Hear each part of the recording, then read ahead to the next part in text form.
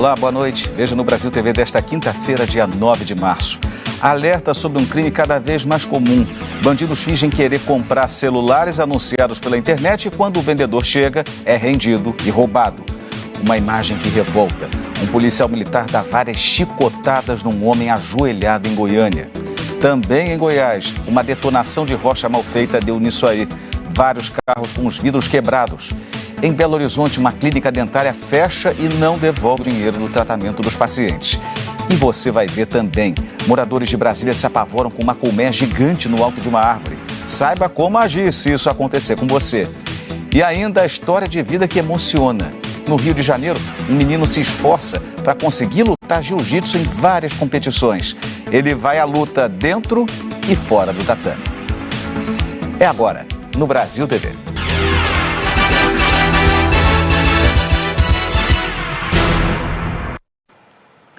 A gente começa o Brasil TV com um alerta importante nesses tempos em que as vendas pela internet são tão comuns. Olha só o que os bandidos estão fazendo. Eles fingem que querem comprar telefones anunciados nos sites de produtos usados. Aí, quando o vendedor chega, é rendido e obrigado a fornecer a senha do celular. Uma câmera de segurança registrou o assalto que aconteceu numa rua pouco movimentada da zona oeste do Rio. 2 homens chegam numa moto e abordam os ocupantes desse carro preto. O que as imagens não mostram é que os bandidos já sabiam quem e até o que eles iam roubar. Eles estavam interessados num aparelho celular que tinha sido anunciado num site de compra e vendas pela internet. Essa quadrilha é aqui do Rio de Janeiro e, segundo a polícia, é especializada nesse tipo de crime. Na delegacia da área onde o grupo costuma agir, foram registradas 20 denúncias do fim do ano passado até agora. O bando atrai suas vítimas para as emboscadas ao se passarem por compradores em potencial de aparelhos celulares que são anunciados em sites de compra e venda. No encontro designado, as vítimas então são abordadas e assaltadas. De acordo com as investigações, para enganar as vítimas durante a negociação virtual, os bandidos se passavam por mulheres para diminuir a suspeita. Aí, na hora e no lugar marcado, em vez de uma possível compradora, o que aparece é uma arma apontada. Esse outro caso mostra a mesma dinâmica. Um carro esperando e a moto chegando com os bandidos que roubam o celular. E exigem também a senha do aparelho. 8 pessoas do bando foram identificadas pelos investigadores. 2 suspeitos foram presos ontem à tarde em flagrante. Segundo a polícia, Carlos Adriano Milanês da Silva e Micael Campos Pereira estavam se preparando para mais um roubo. Eles estavam com uma arma falsa e vão responder por associação criminosa. Se você também compra ou vende produtos em sites e redes sociais, olha o alerta dos especialistas. Sempre solicitar cópia de um documento particular daquele comprador. Também, muitas vezes, fazer uma chamada de vídeo. Optar por encontrar com este possível comprador em local de grande circulação e que tenha segurança, como um shopping, ou até em frente a uma delegacia da Polícia Civil ou um batalhão da Polícia Militar. A Polícia Federal investiga a suspeita de um esquema de corrupção e lavagem de dinheiro no Acre. Hoje teve operação e um dos alvos foi o governador do estado.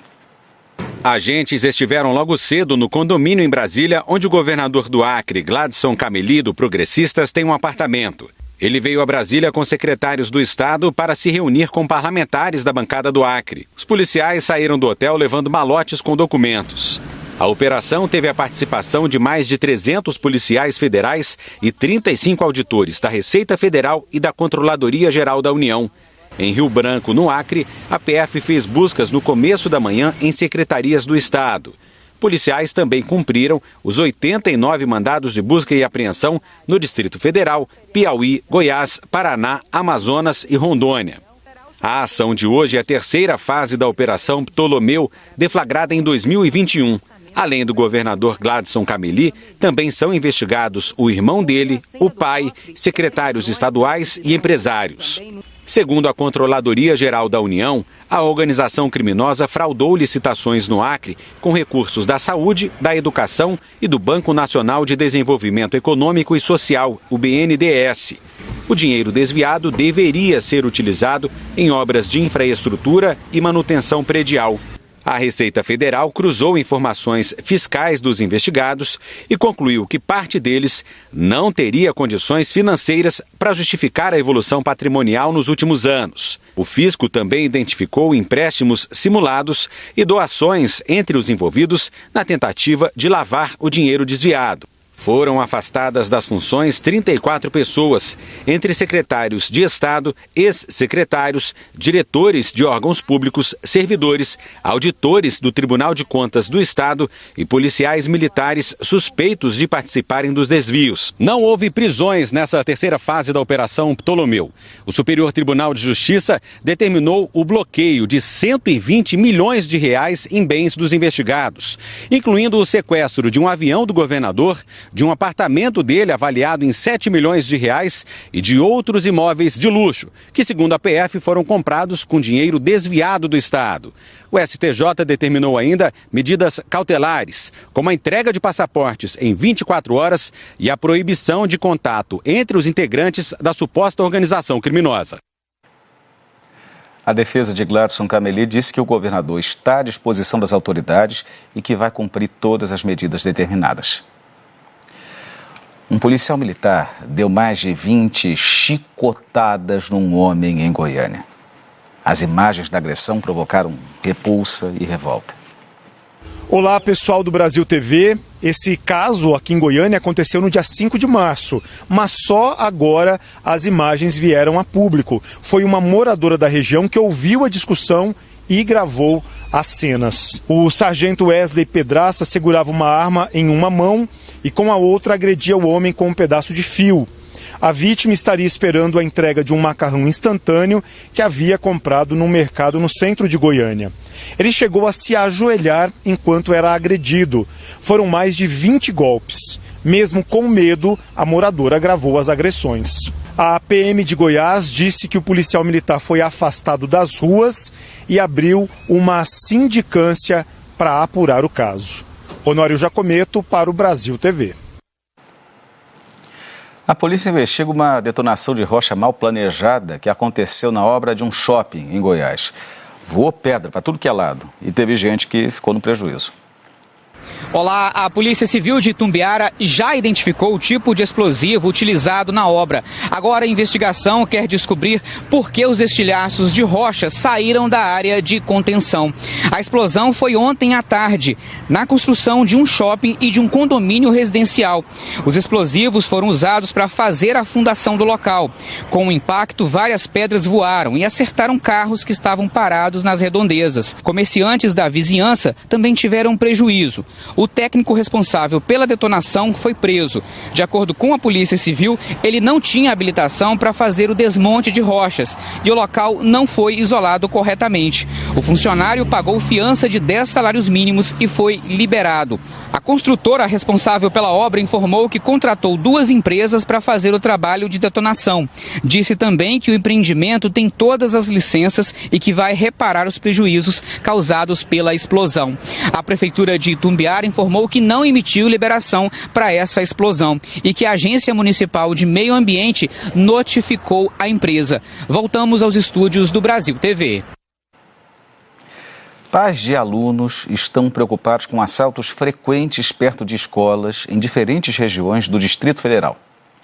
O filho do Elton tem apenas 13 anos e já carrega o trauma de sofrer um assalto em frente à escola classe JK, que fica na quadra 500 do Sol Nascente.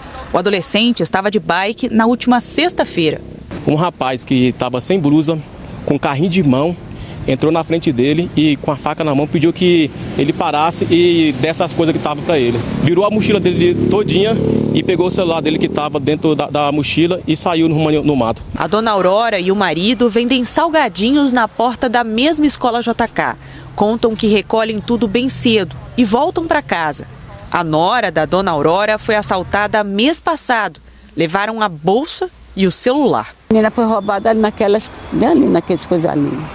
De vez em quando passam roubando ali naquelas esquinas aí, cedinho, de madrugada, toda hora tá roubando. A Lízia Mara mora a poucos metros da escola e sempre traz o filho de 4 anos. Eu trago o telefone porque eu sei que é um risco de ser roubado, com certeza. bolsa, não ando com nada que chame a atenção. Os assaltos também são frequentes aqui na porta do SED 2 do Paranoá. Segundo a direção da escola, no ano passado, 8 alunos foram assaltados e na semana passada, 2. A diretora também foi uma das vítimas dos assaltantes e teve o celular roubado. A escola tem 1.080 alunos do ensino médio e o segurança, Josiélio, controla a entrada e a saída por essa porta de ferro. Esse estudante de 16 anos já reagiu a um assalto na saída do colégio. O bandido levou a corrente de prata. A mãe, que prefere não se identificar, já pediu a transferência do adolescente. Teve uma agressão física, ele chegou a dar um murro nos peitos do meu filho, ele sentiu muita dor durante 2 dias, porque não foi só o roubo que ocorreu. Eles ficam na praça central, esperando as crianças saírem, para poder escolher realmente a sua vítima, de tocaia. A Secretaria de Educação informou que trabalha em parceria com o Batalhão Escolar e que pede reforço no policiamento em caso de necessidade. A Secretaria disse também que os professores fazem cursos sobre combate à violência, cultura de paz e mediação de conflitos. A Delegacia de Defesa do Consumidor investiga em Belo Horizonte o fechamento repentino de uma clínica odontológica que deixou vários pacientes sem atendimento. Detalhe: muitos já tinham feito o pagamento por tratamentos dentários.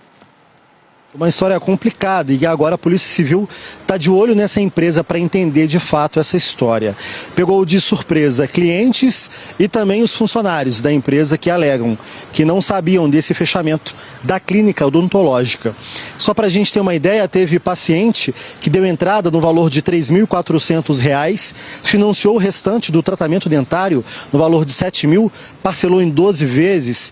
Outras pessoas deram de entrada R$ 14.000 para fazer esse tratamento e quando foram buscar pelo atendimento, deram de cara com a clínica fechada, sem nenhum parecer até então. Olha, segundo trabalhadores da empresa, funcionários que faziam uma obra lá do lado dessa clínica que fica na Savassi, na quarta-feira de madrugada, um caminhão teria parado lá no local. Foram retirados objetos, móveis. Na quarta-feira, durante o dia, um chaveiro teria ido até o local para fazer um serviço também. Olha, o que chama atenção também é que ninguém foi avisado sobre essa situação financeira. Foi o que a empresa alegou, que por conta da pandemia, da Covid-19, a empresa ficou muito tempo fechada por vários meses e não conseguiu arcar depois com todos esses custos aí e também para atender esses clientes. Esse foi a alegação da empresa, da Arcata. Já paguei, já quitei R$22.000 e agora tá fechado e eu tô nos finalmente, que meus pinos estão aqui e eu tô sem dente. A porta tá fechada e ninguém tá aqui pra dar esclarecimento pra gente, né? Não tem como ficar esperando justiça. Vou ter que procurar outra clínica. E o prejuízo, como que fica? Eu iniciei o tratamento há quase 3 anos e eles protelando. Marcava, desmarcava, ou o horário não era compatível porque eu trabalho. Só que aqui é que eu tive a decepção, é um abuso contra o consumidor. Agora, como vamos ser ressarcidos? Nós procuramos, inclusive, o PROCON da Assembleia Legislativa para dar uma orientação para essas pessoas, o que elas podem fazer daqui para frente, justamente para evitar de ficar no prejuízo. E qual que seria a saída nesse momento? Uma alternativa seria procurar a Polícia Civil para registrar toda essa situação, o boletim de ocorrência, e a gente vai ouvir agora essas orientações. Pois há aí a possibilidade de um crime de estelionato, uma vez que a empresa está com o dinheiro do consumidor e não vai prestar o serviço. Esse e-mail deveria conter informações sobre cancelamento das futuras parcelas, o ressarcimento daquelas parcelas que já foram pagas e como ficará a continuidade da prestação de serviço. Se essas informações não apareceram dessa forma, já é um mau sinal. A Clínica Arcata postou um comunicado nas redes sociais dizendo que foi prejudicada pela pandemia e que os pacientes podem entrar em contato por e-mail. O Ministério Público do Ceará e a Receita Federal lançaram uma campanha para arrecadar doações para instituições que protegem crianças e idosos. As doações vão para fundos dos direitos da criança e do adolescente e dos idosos. Questão da criança e do adolescente. Alguém que tem um trabalho com contraturno escolar, alguém que tem um trabalho com alguma atividade que tire essa criança, que dê uma educação para essa criança, ela geralmente é escolhida. No ano passado, os fundos da infância e adolescência e da pessoa idosa no Ceará receberam quase 4 milhões de reais. Este auditor fiscal diz que o valor poderia ser bem maior. A gente percebe que há um desconhecimento completo da sociedade, né? E também dos próprios gestores públicos que seriam bastante beneficiados os municípios com esses recursos. Mas o potencial do estado do Ceará fica na casa de 223 milhões de reais por ano. E nós estamos aí próximo dos 4 milhões. O dinheiro doado vai ajudar instituições como o Lar Três Irmãs, que já teve o projeto de melhorias do local no valor de R$400 mil, aprovado pelo Conselho de Idosos de Caucaia e agora aguarda a doação das pessoas. É possível destinar até 3% do imposto devido na declaração do imposto de renda sem custo algum. Para isso, as pessoas devem optar pelo modelo completo de tributação na hora de prestar contas com a Receita. É uma decisão que vai refletir na melhoria de vida de muita gente. É um dinheiro que vai mudar, né, a vida de muitas pessoas, vai trazer qualidade de vida para os mais de 60 idosos que nós acolhemos. Hoje, o desafio tem sido levar conhecimento aos contribuintes que vão doar sem pagar nada. Na declaração de ajuste anual, que é da declaração da pessoa física, existe um segundo momento, uma segunda oportunidade para que o contribuinte que opte pelo modelo completo, ou seja, das deduções legais, o simplificado não comporta essa destinação, ele opte por fazer a destinação de parte do seu imposto de renda para fundos da criança, do adolescente e do idoso. Todo o trajeto do dinheiro é fiscalizado pelo Ministério Público do Ceará. A entidade diz que essas doações são um ato de cidadania fiscal que se revertem em benefícios à sociedade. A seguir, abelhas infernizam moradores em Brasília. Saiba como agir se um enxame aparecer perto da tua casa. E o lutador de jiu-jitsu que vai à luta fora do tatame para conseguir viajar para as competições.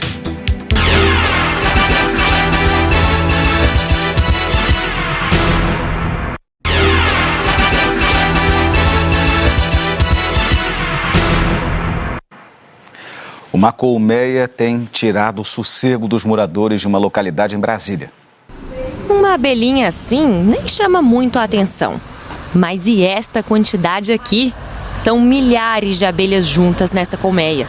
Ela apareceu há algumas semanas no alto de uma árvore em frente ao bloco A da 215 Norte. E as abelhas gostam de passear pelos arredores.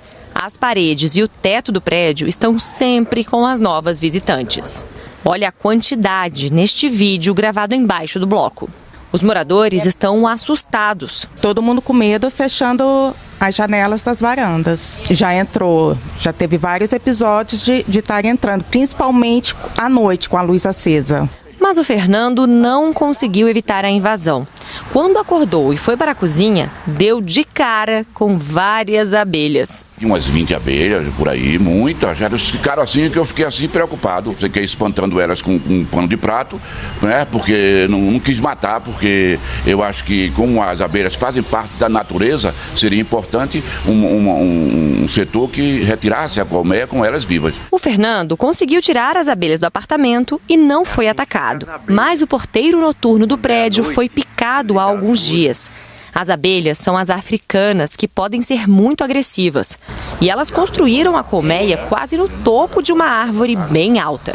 Os moradores chamaram um apicultor, que disse que não conseguiria alcançar a colmeia. Aí acionaram os bombeiros. Eles vieram aqui 3 vezes, mas em nenhuma delas deram uma solução. A justificativa? Sempre a mesma. A escada não era alta o suficiente. Os moradores dizem que os bombeiros informaram que apenas a escada Magiros, que é automática e maior, chegaria até a colmeia, mas que só uma está funcionando no DF e não deram previsão de voltar com ela. E ainda há uma outra complicação. Bem embaixo da colmeia passa uma fiação, inclusive cabos de alta tensão. Também sob o enxame tem calçada e ciclovia. Muita criança, entendeu? Muitos animais. E a gente não sabe como agir. né? Porque a gente não pode, a gente sabe que tem toda uma legislação, então a gente quer fazer certo. Enquanto o problema não é resolvido, os moradores estão com medo. O pessoal fica com medo, né, de ser atacado. Uma abelha dessa aí, uma só, não faz mal nenhum, mas se vem um enxame de abelhas, você pode vir até morrer, né? Virar óbito. Né? E quem é alérgico é pior ainda. Quem é alérgico, talvez uma só já mate a pessoa, né? Este apicultor explica por que as abelhas surgem assim e o que fazer em caso de ataque. O que está acontecendo é que o habitat natural das abelhas está cada vez menor e elas estão nidificando dentro da nossa cidade. O importante quando houver algum ataque de abelha é que a pessoa se abaixe, se afaste do local. Quanto mais distante ele ficar, melhor. Não pode ficar se debatendo. Quanto mais ele se debater, ficar batendo nas abelhas, isso atrai mais abelhas ainda. Os bombeiros informaram que vão fazer a retirada com uma escada que alcance a altura necessária. E a gente encerra essa edição com uma história bonita. O Pietro, um adolescente do Rio de Janeiro, é lutador de jiu-jitsu, tem várias medalhas, participa de muitas competições fora do estado. Mas sabe como que ele consegue o dinheiro para as viagens? Indo à luta. E essa batalha é fora do tatame. O menino que caminha tranquilo sob o sol escaldante da praia de Ipanema tem muita história para contar. Pietro faz isso quase todos os dias e não falha um fim de semana. Vestido com um kimono quente para o verão carioca, ele ostenta uma medalha no peito. É ela que estimula esse atleta de jiu-jitsu, um campeão em começo de carreira. Essa aqui é só uma das medalhas desse menino de 14 anos. A vida desse adolescente não é muito diferente das de outros da idade dele. Escola, muitos amigos, muita praia, muito esporte. Mas tem alguns ingredientes que fazem muita diferença porque adoçam os dias do Pietro. Na verdade, atualmente, quase tudo na vida dele passa por esses potinhos aqui, ó, de mousse de limão e de maracujá. Eles são uma espécie de passaporte, porque levam o Pietro para o mundo. Você vende esses potinhos então e viaja para os campeonatos, Sim, é isso? É. Eu sempre gostei muito de vender e com esses potinhos aí de mousse que eu faço e vendo, eu sempre fui para muitos lugares, São Paulo, Fortaleza, Guarapari, e eu sempre gostei muito de vender. E tá vendendo bem? Bem, sempre. Então, viva as mousses. Viva as mousses. E vamos trabalhar. Vamos. É isso? Sim. Vamos vender mousse? Vamos vender mousse. Com a caixa térmica nas mãos, cheia de doces, ele sai pela areia, contando sua história e vendendo seus tesouros. O atleta vai de um em um, explicando que aquela delícia geladinha tem um valor enorme. Meu sonho é ser professor de jiu-jitsu na Califórnia. Só que eu tô vendendo para lutar o campeonato mundial lá nos Estados Unidos. Tem mais 3. Mais 3. Isso, tem mais 3 de limão. 10. Vai conseguir, então. Valeu! O pai de Pietro é motorista de aplicativo e a mãe é dona de casa. A renda é pequena para os sonhos desse campeão. Ele vende tudo rapidinho. Pietro cursa o 8º ano do ensino fundamental. É um dos melhores alunos da turma e tem um quarto enfeitado com dezenas de medalhas. Os treinos de jiu-jitsu tomam boa parte do tempo dele. São 6 vezes por semana. O resultado está nas competições. Nas últimas em São Paulo, Ceará e Espírito Santo, subiu no pódio todas as vezes. As viagens foram pagas com dinheiro da venda das mousses. A maior conquista até agora é essa medalha de ouro que ele trouxe do Campeonato Mundial da Juventude nos Emirados Árabes, em novembro do ano passado. Primeiro lugar na categoria galo, até 36 quilos. Com um detalhe, Pietro pesa bem menos que isso. Agora, quem vê o Pietro vendendo a mousse lá na praia, naquela dificuldade toda, naquele calorão, não tem ideia de que quem faz essa mousse é ele. Aprendeu a fazer sozinho, pediu a receita para Juliana. Ele te via fazendo? Já via fazendo, ele gostava muito de mousse. E como era muito prático, fácil de fazer, ele teve a ideia de fazer para vender. Boa. Fez uma misturinha ótima aí. Foi a receita da minha mãe. Essa mãe, hein? Que era minha mãe. É passada de geração em geração. E Pietro leva jeito na cozinha. A mesma responsabilidade que mostra no tatame. Vou experimentar então essa mousse que eu ajudei a fazer. Eu ajudei? Ah, claro. Claro. Tem a minha participação aqui. Tá boa? Muito boa. Ah, cara, eu acho que você é o máximo. Obrigada. Toda a produção de mousses vendida daqui para frente vai financiar as próximas provas do atleta. E são muitos campeonatos. A próxima competição vai ser lá em Santa Catarina, vai ser 16 de março. Eu tenho em abril São Paulo, depois eu tenho lá na Flórida, eu tenho Abu Dhabi, tem europeu, tem muitos campeonatos pela frente ainda. Então haja mousse, né? Sim. Vai ter que trabalhar muito. Tem que até arranjar um patrocínio. Ah, então. O aluno nota 10, o atleta campeão, o doceiro empreendedor, tudo junto no menino de 14 anos. Que ele tenha um mundo doce e recheado de vitórias pela frente. Beijo, galera. Beijo, pessoal. E apareçam lá na praia, hein? Toda a sorte do mundo para o Pietro. O Brasil TV fica por aqui. Outras notícias logo mais no Jornal Nacional às 8h30 da noite, hora de Brasília. Uma ótima noite e até amanhã.